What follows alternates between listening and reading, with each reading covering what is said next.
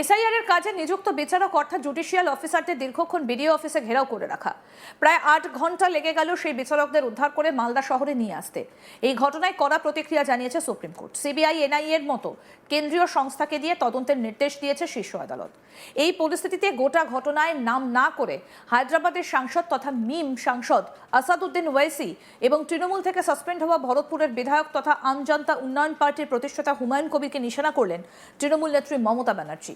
বৃহস্পতিবার 2 এপ্রিল মুর্শিদাবাদের সাগরদিঘির সভা থেকে ওয়াইসি এবং হুমায়ুন কবিরকে নাম না করে নিশানা করেছেন বিদায়ী মুখ্যমন্ত্রী। মমতা বলেন, একজন হায়দ্রাবাদ থেকে এলো আর বিজেপির টাকা দিয়ে এক গদ্দারকে দিয়ে আপনাদের উত্তেজিত করে দিয়ে এই ঘটনা ঘটালো আর আপনাদের দিয়ে রাস্তা অবরোধ করলো, জাজেদের ঘেরাও করলো। এটা বিজেপির গেম প্ল্যান। এখানকার নির্বাচন ক্যান্সেল করে রাষ্ট্রপতি শাসন জারি করা, আপনারা কি সেটা চান নাকি আপনারা শান্তি চান, তৃণমূল সরকার চান? সেটা আপনাদেরকে ঠিক করতে হবে। যদি আপনারা আমাকে বিশ্বাস করেন তাহলে কোনো প্ররোচনায় পা দেবেন না, কোনো জাজেদের কাছে যাবেন না, বাংলাকে রক্ষা করুন। আমার হাতে এখন আইন নেই, আমার হাত থেকে সব ক্ষমতা কেড়ে নিয়েছে। কি বললেন মমতা ব্যানার্জি, আসুন শোনাই। বিজেপি কয়েকটা গদ্দারকে টাকা দিয়ে আপনাদের উত্তেজিত করলো আর আপনাদের দিয়ে রাস্তা অবরোধ করলো, জাজেদের ঘেরাও করলো। রেজাল্টটা কি হলো? আজকে সুপ্রিম কোর্ট বলেছে, ঠিক বলেছেন। আপনারা কি জানেন না সিবিআই করেছে, যারা আন্দোলন করেছে তাদের বিরুদ্ধে, এনআইএ করেছে। বিজেপির এটা গেম প্ল্যান, জেনে রাখবেন। এখানকার নির্বাচন ক্যান্সেল করে রাষ্ট্রপতি শাসন জারি করা। আপনারা কি সেটা চান না? আপনারা শান্তি চান? আপনারা বাংলায় থাকতে চান? আপনারা তৃণমূলের সরকার চান? আপনাদের ঠিক করতে হবে। যদি আমাকে বিশ্বাস করেন তাহলে দয়া করে কোনো প্ররোচনায় পা দেবেন না। যদি আমার প্রতি বিশ্বাস থাকে কোনো উত্তেজনায় পা দেবেন না, কোনো জাজেদের কাছে যাবেন না। পরিষ্কার বলছি, আপনারা এইভাবে করবেন না কারো কথায়।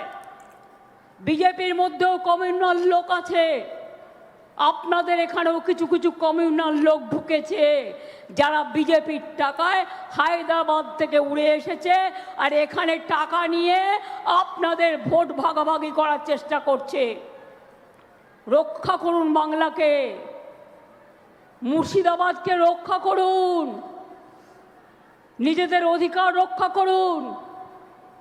আর আমি থাকতে জেনে রাখবেন, আমি তো বলেছি আপনাদের কাউকে আমি বের করতে দেব না, কাউকে ডিটেনশন ক্যাম্পে যেতে হবে না। কিন্তু আপনারা নিজেরা যদি আইন হাতে তুলে নেন, সিবিআই গ্রেপ্তার করবে আপনাকে ইলেকশনের আগে, এনআইএ গ্রেপ্তার করবে। আমার হাতে আইন নেই এখন, আমার হাত থেকে সব ক্ষমতা কেড়ে নিয়েছে।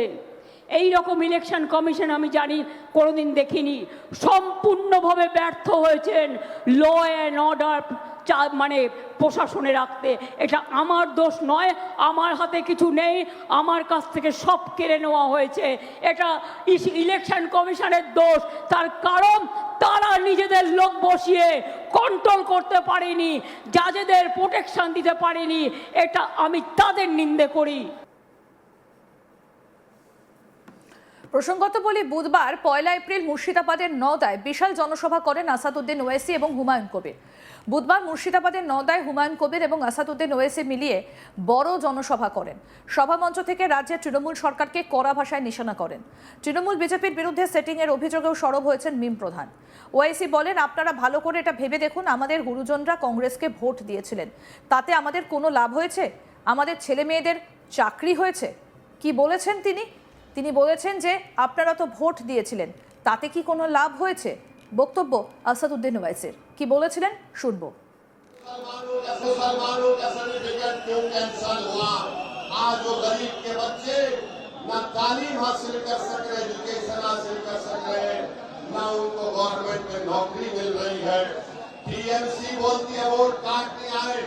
मोदी बोलता हम घुसपैठी है, हम उनसे पूछना चाहते हैं, बंगाल में 29% के करीब मुस्लिम अकलियत है, तो बंगाल के गवर्नमेंट की नौकरी में 7% हमको नौकरी क्यों मिली है? बताओ, इसका जिम्मेदार कौन है? मेरे भाई, मेरे बहनों, मेरे गरीब नौजवान साथियों, अपने वोट का सही इस्तेमाल करो, हुमायूं कबीर को कामयाब करिए। इंशाअल्लाह ताला कोल्ड स्टोरेज बनेगा, यहाँ पर किसान पाट की जिरात करता है, कुछ फायदा हुआ, किसी को कुछ फायदा नहीं हुआ।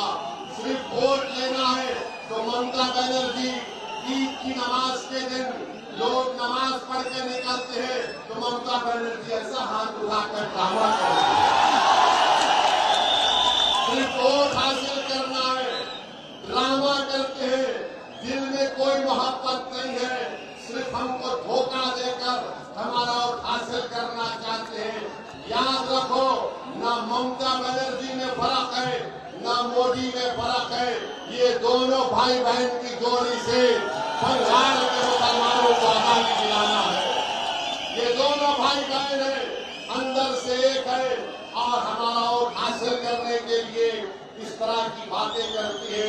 इसी मुर्शिदाबाद जिले में हमारी माँ और बहनें बीड़ी बनाती हैं।